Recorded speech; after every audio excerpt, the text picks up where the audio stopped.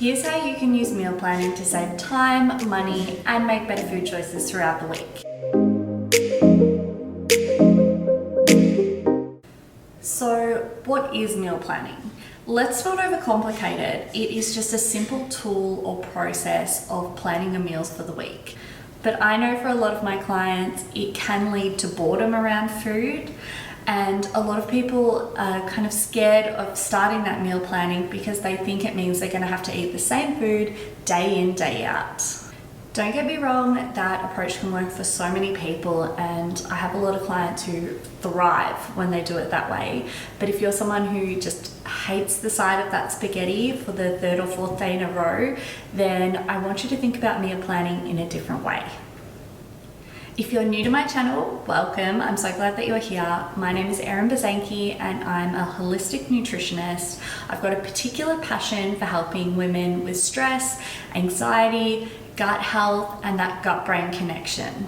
So like I said, I think of meal planning as this tool or this process that you can use, and I really do think that you can make it your own and make it work for your unique situation. Today I'm going to share with you my 10 tips to get started with meal planning.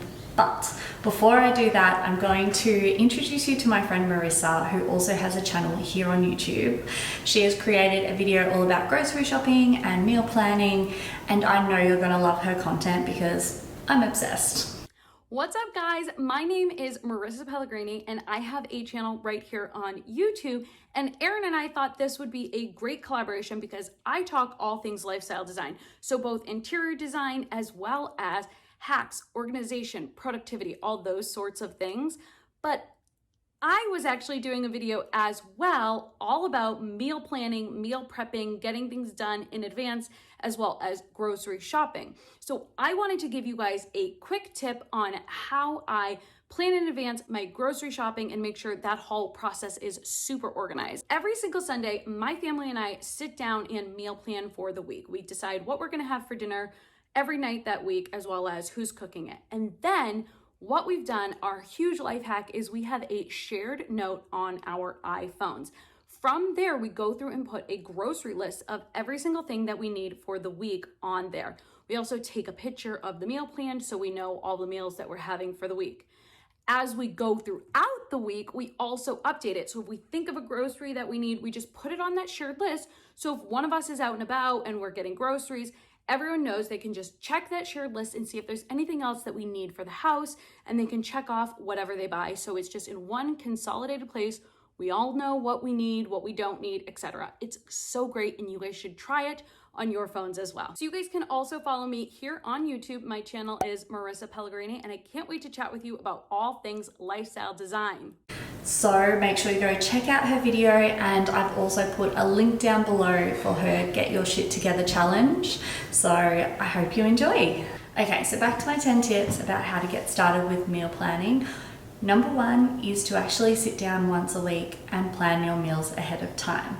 So this may seem like a really straightforward one, but there's a few things that you can do to make it work for your unique situation. When talking to clients about this one, they will usually do it on a Saturday or a Sunday because that way they can plan their meals, do their groceries, and have it all set up for the working week ahead. But choose a day that works for you, and I recommend that you sit down with your calendar or your diary or planner and actually pencil in any of the events or appointments or particularly busy days that you have, and that way you can plan your meals around these things. I've linked down below my free workbook, which is How to Live a Stress-Free Life, and if you go to the back resources of this workbook, there is a free meal planning template that you can use. Number two is to create a recipe bank. This is basically just a list of your go-to favorite recipes, and you can have it in any form that works for you. So some of my clients will actually print out physical copies of recipes or meal plans and have them in their kitchen so they can flick through really easily. Other clients will have a folder in their phone that they save photos to. You can do it in a Google Drive. You could have a Word document that you save links and recipes, even just a notebook. Honestly, whatever you're going to refer back to and use regularly is the correct format. So the point of this recipe bank is that when you're doing your meal planning and you get stuck for ideas, you can flick through all of those favorite recipes, all those tried and tested recipes that you love, and you can add them in nice and easily. Number 3 is to start with just some of your meals. You don't have to begin meal planning from day one and do 7 days a week, every single thing that you're going to eat. You can just begin with breakfast or perhaps your lunches or snacks. Some of my clients will do just Monday to Friday, and then they leave the weekends open to be a bit more flexible. So see what you're comfortable with, and you can always build upon that. Number 4 is to be flexible. So like I mentioned with the last tip, you can just start with Monday to Friday and have flexibility around your weekends. Perhaps you do have all the meals listed out, but you're happy to kind of mix and match them throughout the week. Maybe you just have a list of snacks that you're going to have through the week and you see what you feel like on that day. Honestly, flexibility is that thing that is going to make it more sustainable for weeks, months, years to come. Number 5 is to plan for leftovers, and this doesn't mean you have to cook a big batch of something and eat it every single day for the rest of the week. It may just be cooking extra dinner, eating leftovers for lunch the next day. Perhaps you're making spaghetti and you cook extra spaghetti sauce. You can turn that sauce into so many other meals throughout the week. So you can get a bit creative with this one, and let me know if you'd like some more tips on how to do this. But it is such a good tip because you should cook once and eat multiple times from that cook. It's a great way to save time, and if it's a good meal, you're going to want to eat it again anyway. Number 6 is to create a shopping list, which seems like a really simple one, but this is going to help your supermarket trips be really quick and also really focused. If you've got a list, stick to the list and try and not add in all the extra temptations that you see when you're walking around the aisles. Number 7 ties in with number 6, and it is to choose your shopping day. Again, a lot of my clients will do this on a Saturday or a Sunday, so they're set up for the week ahead, but really you should pick a day that works with your schedule, and if this means multiple times through the week, then go for that. Bonus tip is to try online shopping. When it comes to your groceries, this can save a lot of time, and you're more likely to stick to that list because you're not walking past the physical shelves, you're not seeing all the snacks and all the food and all the temptations, so you're less likely to just throw some things into your shopping trolley. Number 8, prep some food as soon as you get back from the supermarket.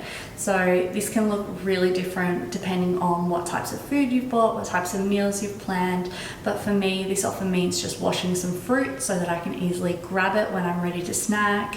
It might mean cutting up some veggies again for snacks or for some meals ahead.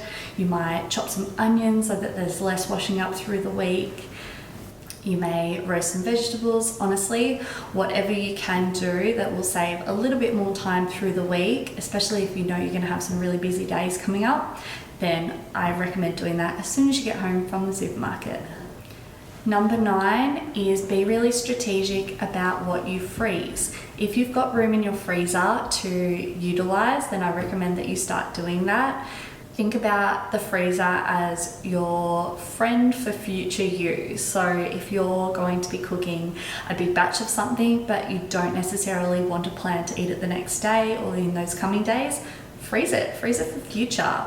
Again, things like sauces and stews and soups are really good for this because when they defrost really well and the texture isn't really compromised. When it comes to freezing, be sure to label things and also put the date that you're putting it into the freezer, and that way you can be really confident when you're grabbing things out to eat them that they are still fresh, and when you're doing a freezer clear out, you know which things you can throw away. Tip number 10, and the last one for today, is to keep a really well-stocked pantry. And now if you follow my Instagram, you'll have seen that I'm getting right into my pantry organization at the moment, and I think it's just so important to have all the ingredients to make delicious, healthy meals. So this might mean herbs and spices so you can flavor things really easily. It might mean different types of stock, or nuts and seeds, different sauces so that you can mix together your own marinades and sauces for meals. And then all of those staples that you're going to use over and over. So things like rices, pastas, passata, stock. These things are really versatile and they're going to help you put together different meals throughout the week. That's all the tips I have for you today, but I will definitely be filming some more content on this topic. I love making it really simple for you to live a healthy life, and I think meal planning is just one of those fantastic tools that you can use to do that. Make sure you go check out Marissa's channel as well as her Get Your Shit Together challenge. I can't wait to dive into that myself. And you've got my free workbook, which is how to live a stress-free life with the meal planner at the end of it. So that's all from me.